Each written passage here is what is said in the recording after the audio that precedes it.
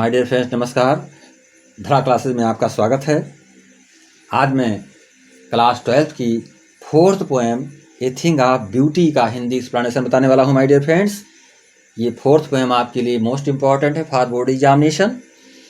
तो इसके हिंदी अनुवाद को आप बहुत ही सरल ढंग से और बहुत ही फुल ऑफ इंटरेस्ट के साथ समझ पाएंगे और देख पाएंगे।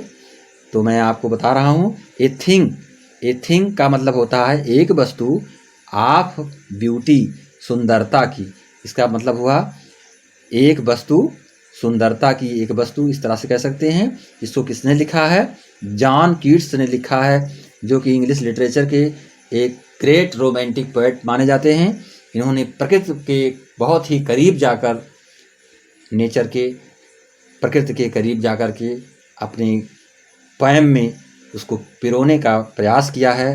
तो प्रत्येक लाइन का आप हिंदी अनुवाद देखेंगे माय डियर फ्रेंड्स, मीनिंग के सहित आपको मैं बताने वाला हूँ। अब आप देखें फर्स्ट लाइन यहाँ पर, a thing of beauty, a thing of beauty is a joy for ever. इसका मतलब होता है एक सुंदरता वाली चीज़ सदैव के लिए आनंद देने वाली होती है। ध्यान देंगे, a thing of beauty is a joy for ever. इसका मतलब हुआ एक सुंदरता वाली चीज़ या वस्तु सदैव अर्थात हमेशा के लिए आनंद देने वाली होती है। ध्यान देंगे, it's loveliness increases. It's loveliness increases का मतलब होता है इसका जो प्यारापन है। इट्स लवलीनेस का मतलब जो इसका प्यारापन है, जो इसका आकर्षण है, जो इसकी सुंदरता है। इंक्रीजेस का मतलब बढ़ती चली जाती है, अर्थात ये बढ़ती रहती है। It will never pass into nothingness, अर्थात वह कभी भी, नथिंगनेस का मतलब होता है तुच्छता व निम्नता में परिवर्तित नहीं होती। It will never pass into nothingness का तात्पर्य हुआ यह कभी भी तुच्छता अर्थात निम्नता में परिवर्तित नहीं होती है, कभी ये कम नहीं होती है। But will keep a bar quiet for us. इसका तात्पर्य है बट विल कीप, ये हमारे लिए, परंतु हमारे लिए क्या करती है? एक शांत कुंज अर्थात शांत स्थान को प्रदान कराएगी। क्या प्रदान कराएगी? But will keep a bar quiet for us का मतलब होता है परंतु हमारे लिए यह एक शांत स्थान को प्रदान कराने वाली होगी, अर्थात प्रदान करेगी। क्या? ये जो ब्यूटी है। And A sleep full of sweet dreams, और हमको मधुर सपनों से भरी हुई एक नींद, मधुर सपनों से भरी हुई। And A sleep full of sweet dream का तात्पर्य हुआ और मधुर सपनों से भरी हुई एक नींद। एंड हेल्थ, और स्वास्थ्य। एंड क्वाइट ब्रीथिंग, और निश्चल श्वसन अर्थात निश्चल स्वस्थ मानसिकता के साथ, स्वस्थ शरीर के साथ श्वसन प्रदान करती है। क्या? ये जो ब्यूटी होती है, इसकी ये क्वालिटियाँ बताई गई हैं कि यदि हम ब्यूटी को से जुड़े हुए होते हैं तो ये चीज़ें हमारे अंदर विद्यमान होती हैं, जो हमारे शरीर के लिए बहुत ही आवश्यक मानी गई हैं। आगे देखेंगे my dear friends, therefore का तात्पर्य होता है इसलिए। डियर फोर मीन्स इसलिए।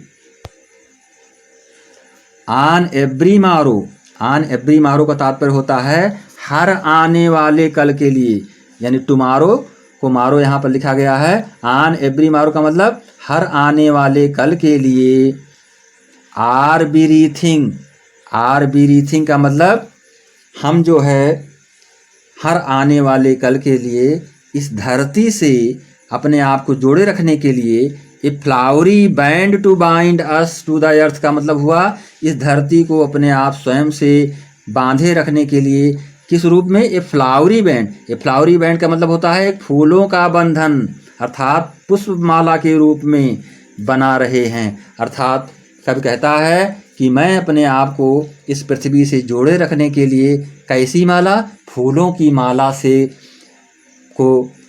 एक बंधन बना करके अपने आप को जोड़े रखने का प्रयास बना रहे हमारा। इस तरह से वो कह रहा है फूलों के बंधन से तात्पर्य होता है प्रेम के बंधन से, अर्थात कवि कहता है कि मैं इस धरती से अपने आप को बांधे रखने के लिए, किस में बांधे रखने के लिए? फूलों की माला में बांधे रखने के लिए होता है। विविध प्रकार के फूल, विविध प्रकार की सुंदरताएं जो इस प्रकृति में प्रदान की है, उससे हम अपने आप को बांध रखने का प्रयास करेंगे, अर्थात बना रहें। इस तरह से भाव प्रकट किया जा रहा है माय डियर फ्रेंड्स।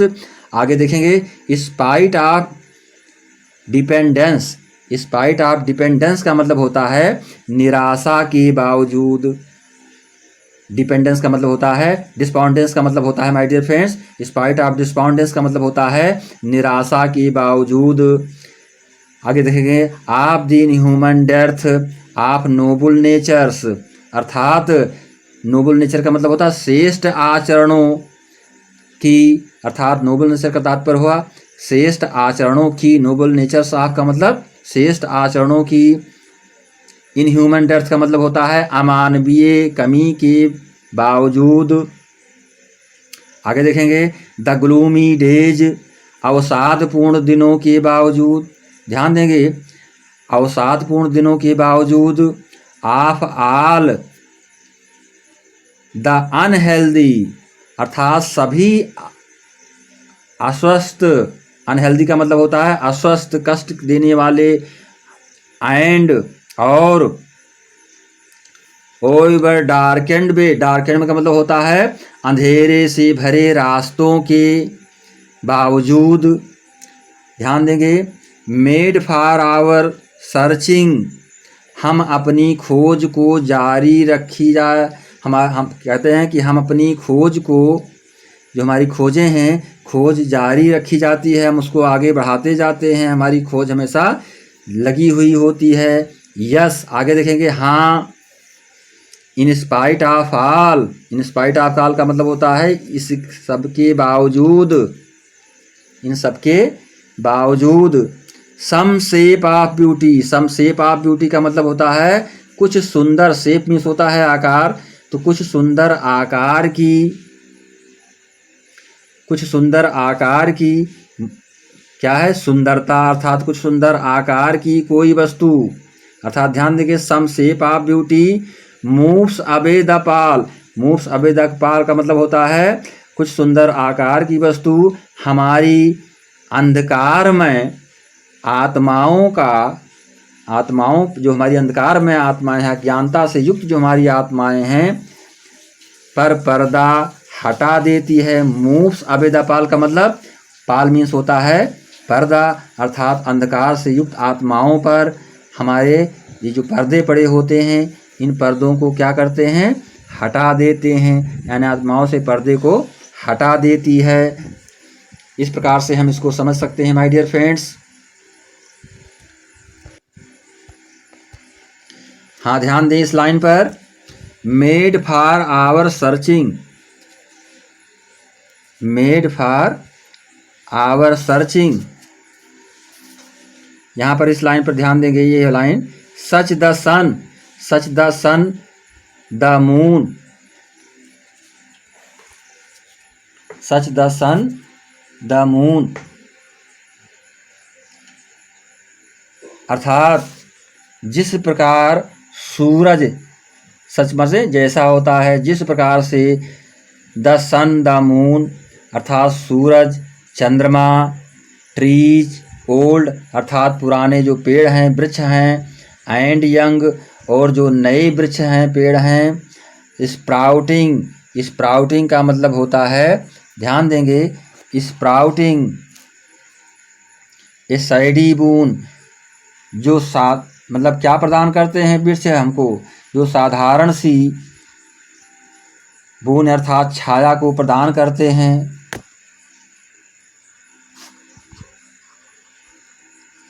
किसकी, ध्यान देंगे माय डियर फ्रेंड्स, किसके लिए छाया प्रदान करते हैं? ये साधारण वृक्ष जो है किसके लिए छाया प्रदान करते हैं? For simple sheep. Simple sheep का मतलब होता है साधारण सी भेड़ों के लिए, अर्थात जिस प्रकार सूरज, चंद्रमा, पुराने पेड़ और नए वृक्ष जो है साधारण सी भेड़ के लिए क्या प्रदान करते हैं? एक छायादार वरदान प्रदान करते हैं, फॉर सिंपल शीप अर्थात साधारण सी भेड़ के लिए जिस प्रकार से वे एक वरदान प्रदान करते हैं छाया के रूप में। And such are daffodil, and such are daffodils का तात्पर्य हुआ और ऐसे ही डेफोडिल, डेफोडिल्स एक प्रकार का जो है कुमुद है जिसको हम फ्लावर कहते हैं। तो यहाँ पर सच आर डेफोडिल्स का मतलब होता है और जैसे कि डेफोडिल्स होते हैं। With the green word, with the green words का मतलब होता है जो इस हरे भरे संसार में साथ रहते हैं। With the green word they live in, अर्थात जो इस हरे भरे संसार में कहाँ रहते हैं, साथ रहते हैं। एंड क्लियर रिल्स, और स्वच्छ छोटी नदियाँ, रिल्स का मतलब होता है द छोटी नदियों को क्या कहते हैं, रिल्स कहते हैं। तो ये ध्यान देंगे। With the green words they live in, जिस हरे भरे संसार में वे साथ रहते हैं। और स्वच्छ एंड क्लियर, क्लियर का मतलब होता है स्वच्छ, और स्वच्छ छोटी नदियाँ, ध्यान देंगे। क्लियर रिल्स का मतलब होगा स्वच्छ छोटी नदियाँ जो सरिताएँ हैं। दैट्स, जो कि for them self A cooling covert में, जो हमेशा क्या प्रदान करती हैं, उनके अर्थात जानवरों के लिए क्या प्रदान करती हैं, तपते गर्म मौसम में क्या प्रदान करती हैं, कूलिंग कवर्ट में एक जो है ठंडक भरे आश्रय को प्रदान करती हैं। कौन सी, ये जो नदियां हैं ये सभी पशु पक्षियों को, जानवरों को क्या प्रदान करती हैं, शीतलता से भरे हुए जल को प्रदान करती हैं, करते रहते हैं। गैस द हॉट सीजन, जब गर्म का समय होता है, गर्मी के समय की बात है कि जब गर्म का समय होता है, गर्म का मौसम होता है गर्मी का, तो उस समय ये नदियाँ क्या करती हैं, हमको शीतलता प्रदान करती रहती हैं माय डियर फ्रेंड्स। तो यहाँ हाँ माय डियर फ्रेंड ध्यान देंगे इस लाइन पर।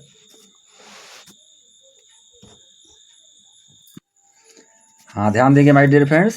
द मिड फॉरेस्ट ब्रेक का मतलब होता है, मिड मीन्स बीच, फॉरेस्ट मीन्स जंगल, और ब्रेक मीन्स होता है झाड़ियाँ, अर्थात और जो है ये ऐसे ही बीच जंगल की झाड़ियाँ। द मिड फॉरेस्ट ब्रेक का मतलब होता है बीच जंगल की झाड़ियाँ। Rich with sprinkling of fair musk rose blooms का मतलब स्वच्छ कस्तूरी के समान गुलाब के फूलों के फैलाव, अर्थात उनकी खुशबू में समृद्ध रहती हैं, अर्थात जुड़ी हुई रहती हैं my dear friends.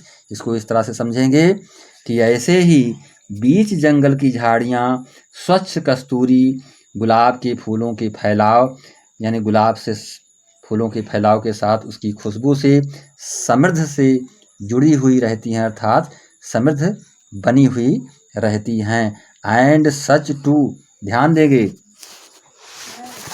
And such to, और ऐसे ही, एंड सच टू का मतलब होता है और ऐसे ही।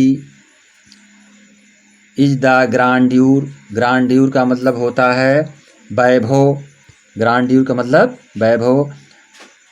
Is the grandeur of doom, doom का तात्पर्य होता है प्रलय, और ऐसे ही वैभव की हमने पराक्रमी, वी हैव इमेजिन्ड, अर्थात हमने जो कल्पनाएं की हैं कि पराक्रमी बुजुर्गों के लिए, मृत व्यक्तियों के लिए प्रलय के दिन की कल्पना की है। किस रूप की कल्पना की है my dear friends, we have imagined for the mighty dead का मतलब होता है जो हमारे पराक्रमी मृत प्राय लोग हुए हैं, महान लोग हुए हैं, उनके विषय में कब बता रहा है कि और ऐसे ही वैभव की हमने अपने पराक्रमी मृत के लिए प्रलय के दिन में कल्पना की थी।